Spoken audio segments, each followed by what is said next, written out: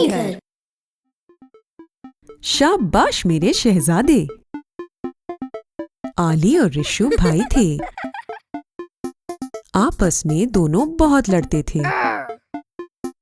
आली सुबह उठकर रिशु के मुंह पर पानी फेंकता और उसको सोते में से जगा देता। ओह! रिशु चौंक कर उठ जाता। फिर रिशु एक पानी का ग्लास लेकर उसके पीछे भागता और आली पर वापस फेंकता। ओहो! दोनों लड़ना शुरू कर देते। जब नाश्ता करने बैठते, रिशु आली की प्लेट से खाना उठाकर खा लेता। हाँ? रिशु बोलता, 2 अंडे खाकर मजा आ गया। जैसे रिशु कुर्सी से उठकर खड़ा होता, आली अपना पांव आगे करता और रिशु को गिरा देता। ओह ओह! धड़ाम! पूरा दिन आपस में दोनों लड़ते रहते और एक दूसरे से बदला लेते। कभी मम्मा उन दोनों की सुलह करवा रही होती, तो कभी बाबा उनको डांटते और सजा देते। बाबा उन दोनों को कोने में खड़ा कर देते और दोनों दीवार देख रहे होते। सजा मिलने के बाद भी दोनों लड़ने से बाज नहीं आते।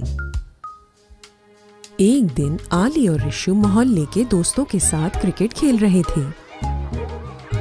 आली ने छक्का मारा। वाह! बॉल छत पर चली गई। आली ने रिशु से बोला, जाओ रिशु, जाकर बॉल ले आओ। रिशु भागकर ऊपर गया और छत पर बॉल ढूंढने लगा। छत पर एक कमरा था। बॉल वहां चली गई थी। जैसे रिशु अंदर भागा बॉल लेने, आली पीछे से आया और उसके कमरे का दरवाजा बंद कर दिया। फिर ताला लगा दिया। हाँ? रिशु चीखा, खोलो दरवाजा, खोलो। आली बाहर हंस हंस कर लौट गया। फिर एक दोस्त ने आकर ताला खोल दिया। रिशु ने बाहर आते ही आली को धक्का दिया और बोला, मैं तुमसे बदला लूंगा। आली हंसता रहा। अगले दिन आली मम्मा के लिए सीढ़ी पर चढ़ा हुआ अलमारी से कुछ कपड़े उतार रहा था। आहा! मम्मा ने जैसी दूसरी तरफ देखा, रिशु ने सीढ़ी हिलाना शुरू कर दी। ओह ओह! आली चीखा और नीचे बिस्तर पर गिर पड़ा। धड़ाम! मम्मा बोली, ओहो! ये क्या हो रहा है? आली के हाथ में जो कपड़े थे, उसने रिशु पर फेंके और दोनों कमरे से बाहर भागे। मम्मा उन दोनों के पीछे भागी और बोली, हाय मेरे कपड़े! आली, रिशु, रुक जाओ। आली और रिशु लड़ने में और एक दूसरे से बदला लेने में इतने मगन थे कि उनको मम्मा की आवाज ही नहीं आई। दोनों सीढ़ियों से नीचे भागे और उनके पीछे मम्मा भागी। हाँ? बाबा ने मम्मा को देखा और वो भी अपना सर पकड़कर तीनों के पीछे भागे। अचानक सीढ़ियों पर मम्मा का पांव फिसल गया। ओह ओह! मम्मा सीढ़ियों पर गिर पड़ी। Oh no! आउच!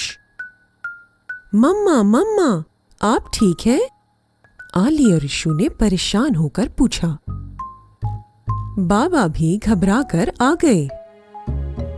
हाय मेरा पांव! मम्मा रोकर बोली। तीनों ने मम्मा को सहारा दिया और उनको उठाकर नीचे कमरे में ले आए। आली और रिशु शर्मिंदगी से नीचे देख रहे थे और मम्मा से माफी मांगने लगे। मम्मा ने दोनों को बाहर भेज दिया और नन्नू को फोन किया। अगले दिन सुबह घर की घंटी बजी। बाबा ने गेट खोला तो देखा नन्नो खड़ी हुई थी। नन्नो मम्मा का ख्याल रखने और घर में मदद कराने के लिए आई थी। आली और रिशु खुशी से चीखे, नन्नो आ गई, नन्नो आ गई। आली और रिशु अपनी नन्नो को बहुत चाहते थे। नन्नो ने दोनों के सर पर हाथ रखा और प्यार किया। फिर बोली, सुना है तुम दोनों के लड़ने की वजह से मम्मा गिर पड़ी।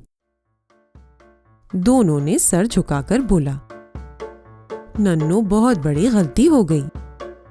रिशु ने बोला, आली की गलती थी। हाँ? आली बोला, रिशु की गलती थी। नन्नो ने दोनों के कान पकड़ लिए और हंसते हुए बोली, तुम दोनों को तो मैं सीधा करती हूँ। आली और रिशु भी हंसने लगी। अगले दिन सुबह सुबह नन्नो ने अपने चलने की छड़ी से रिशु और आली को हिला हिलाकर जगा दिया। फिर अपने साथ नाश्ता बनवाया। पहले दोनों ने नन्नो के साथ आटा गूंदा, फिर ऑमलेट फेंटा और पराठे बनाए। नन्नो ने नाश्ता ट्रे में रखा और दोनों के हाथ मम्मा को भिजवाया। मम्मा दोनों को देखकर हैरान हो गई, फिर खुश होकर मुस्कुराई। नाश्ते के बाद नन्नो ने बोला, आली, रिशु, मेरे साथ सौदा लेने चलो। हाँ? आली और रिशु ने एक दूसरे को देखा और दोनों की शक्लें बन गईं। दोनों को बिल्कुल नहीं जाना था, मगर नन्नो को मना नहीं कर सकते थे। तीनों तैयार होकर बाजार चले गए। नन्नो ने दोनों से बोला, जाओ, दोनों जाकर सब्जी वाले से आलू और प्याज का भाव पूछ कर आओ।